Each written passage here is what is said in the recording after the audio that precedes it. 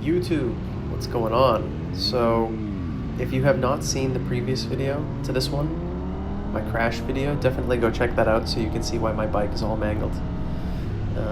Really, it wasn't too bad. I mean, here you can see the dash, little bits of the tank, and you'll see my helmet as well, all scratched up. But other than that, the bike is mechanically 100%. Aside from that issue that we talked about a few videos before, which I'm still dealing with. So I'm just going to talk over the outlap, and then I'll leave the rest of the video to you guys.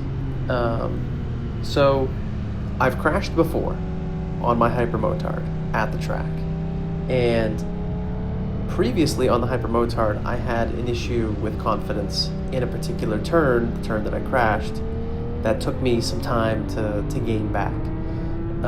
With this latest crash, in the previous session to this video that you're watching right now, it was the session before lunch, and this is the session immediately after lunch.